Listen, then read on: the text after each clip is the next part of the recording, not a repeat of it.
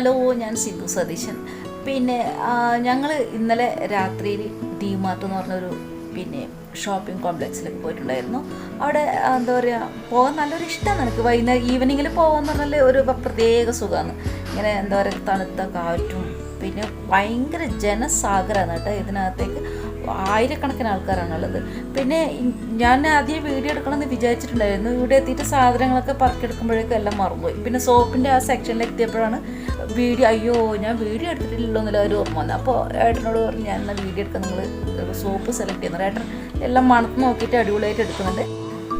അപ്പോൾ ഞാനിങ്ങനെ ഈ ഷോപ്പിംഗ് കോംപ്ലക്സിലൊക്കെ വന്നു കഴിഞ്ഞാൽ ഏട്ടൻ എന്നെ ഭയങ്കരമായിട്ട് ശ്രദ്ധിക്കും. അത് വേറൊന്നും കൊണ്ടല്ല, ഞാൻ എവിടെയെങ്കിലും പെട്ടുപോകുന്ന ചോദിച്ചിട്ടൊന്നുമല്ല. ഞാൻ എന്തൊക്കെയാണ് എടുക്കുന്നത്, കണ്ടതെല്ലാം വാരിയെടുക്കുന്നുണ്ട്. ഏട്ടൻ ഒരു കൺട്രോളിങ് വെക്കും. എന്തെടുക്കുമ്പോഴൊന്നോ അത് വേണോ ഇത് വേണോ എന്നൊക്കെ ചോദിച്ചിട്ട് ഏട്ടൻ തന്നെയാണ് നല്ല എടുക്കുക. പിന്നെ ഇപ്പോൾ സോപ്പിൻ്റെ സെക്ഷനിലൊക്കെ വന്ന് സോപ്പൊക്കെ എടുത്തു കഴിഞ്ഞ് പിന്നെ ഒരു വല്ലാത്തൊരു സുഖമാണ് കേട്ടോ ഇങ്ങനെ വന്ന് ഇതാക്കാനൊക്കെ. ഇപ്പോൾ ഞങ്ങൾ പുറത്താണുള്ളത്. ഞാൻ ഇപ്പോൾ ഒരു 2 വർഷം മുന്നേ ഇങ്ങോട്ട് വന്നിട്ടുണ്ടായിരുന്നു. മറ്റ് ഞങ്ങൾ മെട്രോയിലാണ് പോവുക, ഡിമാർട്ടിലല്ല വരാറ്. അപ്പോൾ ഇനി ഇവിടുന്ന് ഒരു ഫാമിലി ഈ പോപ്കോണില്ലേ, അത് മസാലയൊക്കെ ചേർത്തിട്ട് ഫാമിലി പാക്കറ്റായിട്ട് തരാറുണ്ട്. അതെനിക്ക് ഭയങ്കര ഇഷ്ടമാണ്. ഒരു നൊസ്റ്റാളജിയാണ് അത്.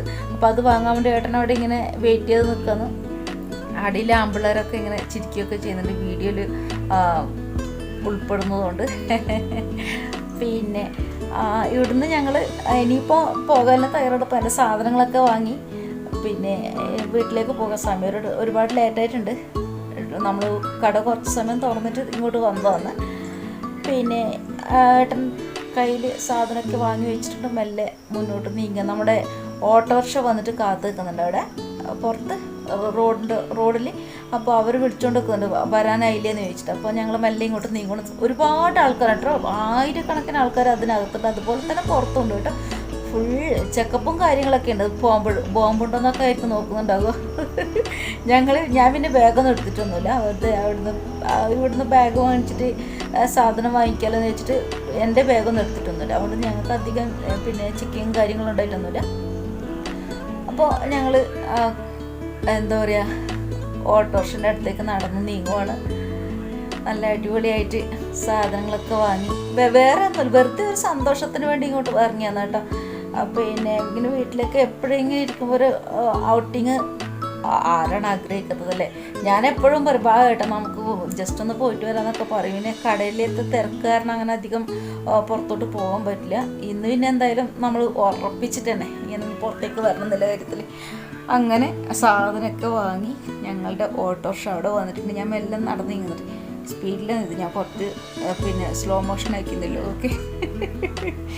അപ്പോൾ അങ്ങനെ എന്താ പറയുക, എല്ലാവരും നോക്കുന്നുണ്ട്.